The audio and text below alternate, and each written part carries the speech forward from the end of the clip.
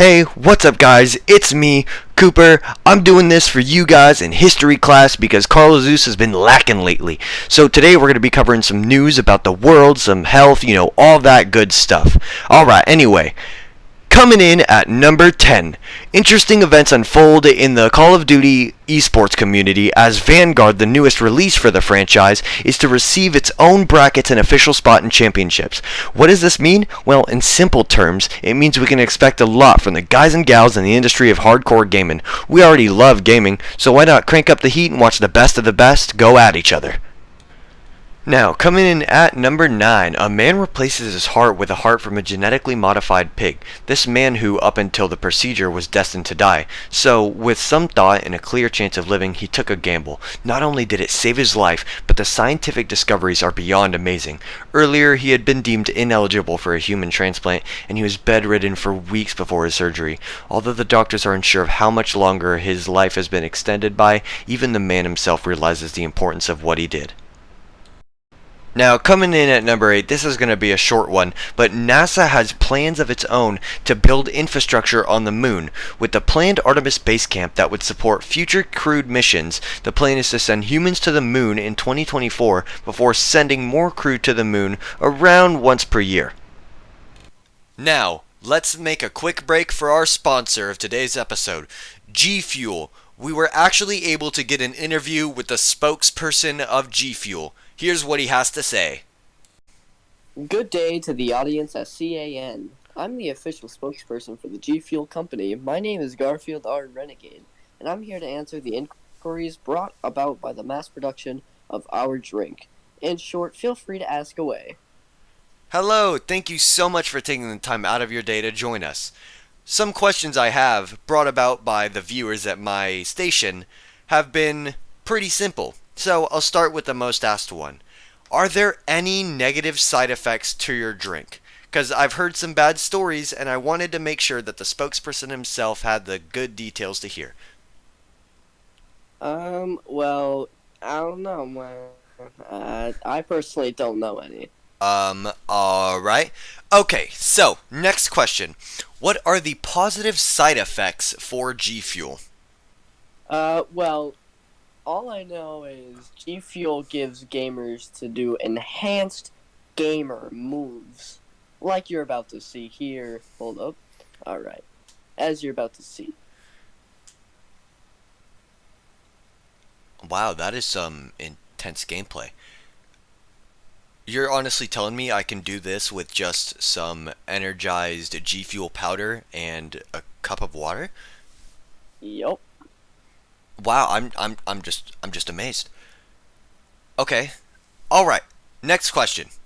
Okay, actually, this is going to be my last question. It's kind of a joint question, but I was wondering, I've actually heard reports of people getting superpowers from this, and all at such a really, really low price. Are you even making money? And what have you heard about this? I personally haven't heard anything about this, but now that it's been brought to my attention, um, I actually have some papers, saying a little about this. So I'm gonna read them off here. Uh, oh boy, it looks like we're actually losing some money because of how such low price we are selling this at. Alright, we are running really low on time here, but as a bonus, I've decided to give you and your viewers a special discount, 15% off on your next G Fuel purchase. Uh, the code is Phase Cooper at your next G Fuel purchase on www.gfuel.com. Uh, 15% discount. Enjoy. Got a skadoodle. Wow, that was awesome. Thank you so much, Mr. Renegade, for taking the time out of your day to do that. Alright, now moving on to number 7. Alright, so number 7. Global warming. Fact or myth? We always hear things about global warming this, global warming that. It's not that warm. I'm here in Cali and I think it's pretty cold. Texas is getting snow. So, I honestly think you could argue for global warming to be a myth or it might be true. What do you think, viewers? Please feel free to comment down and let me know your opinion. Now, coming in to a number that doesn't really matter to me. I was going to say, lucky number 6? Nah. So, what is the best Chinese food? Objectively, people would probably say orange chicken, lemon chicken, probably another kind of chicken. Maybe even some, like, noodles. You know, those, like, I don't know, skinny people who, like, go to the buffets and they're like, oh, hey, look at me, I'm eating at a buffet. Gets the noodles. Like, come on, what are you doing? But on this list, I've decided to just state my not opinion. This is fact. The best soup can't be miso soup because miso soup is Japanese, and if I'm wrong on that, well then, too bad.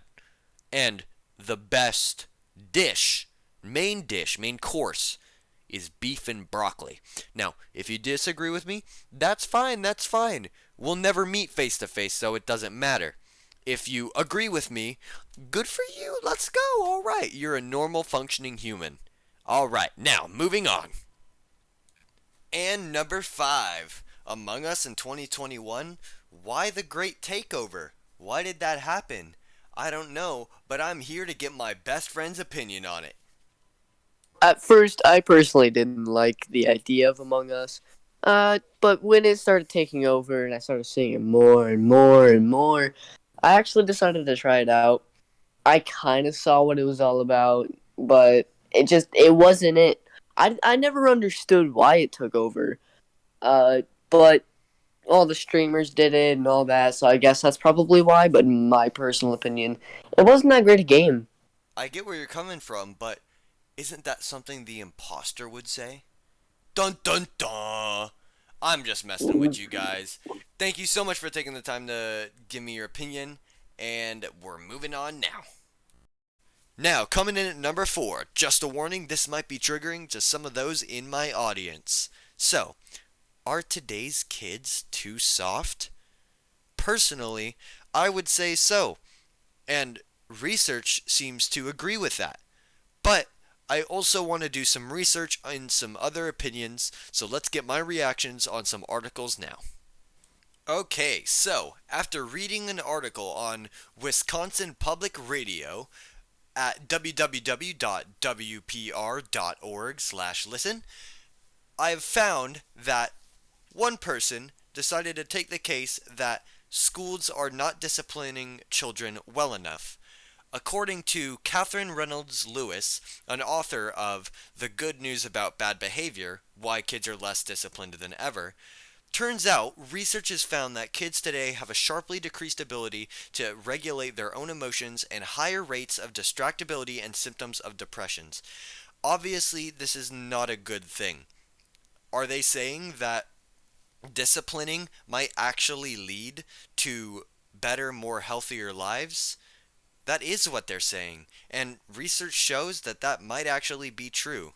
Stay tuned for the other opinion. And now back with the other opinion. On nbcnews.com/health/health news, there's actually an article saying, here's what spanking does to kids. None of it's good, doctors say. Reportedly, these parents reported that by 5th grade, 80% of children had been physically punished, and 85% of teenagers reported exposure to physical punishment, with 51% have been hit with a belt or similar object. And in 2013, a Harris Interactive poll found that 70% of parents agreed with the statement that, quote, good, hard spanking is sometimes necessary to discipline a child, end quote. Although that's down from 84% of parents in 1986. But things are changing, Sedge said, a doctor. Quote, if you limit your surveys to people who have a child aged 5 years and younger in their homes, who are a new generation of parents, most of them don't like to spank their children and often don't spank their children, he said. We think there's a generational shift where today's parents are much less likely to spank their children than their parents were. One group studied parents in their home and found most parents did give kids a verbal warning before physically striking out, but they did not wait long.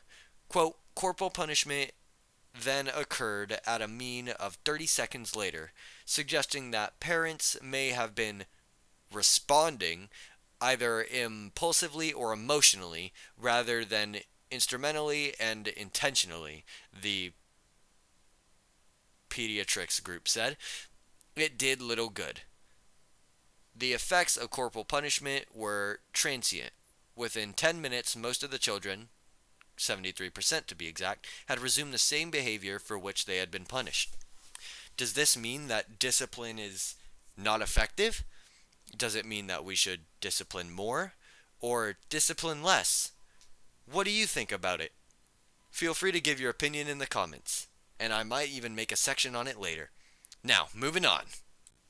And this would be number 3, but I have to cut it short. So, anyway, for all us with PE, we've been stuck listening to Young Bieber, so you better believe I'm a stuck beaver who's not actually a believer and who's fed up with this damn situation.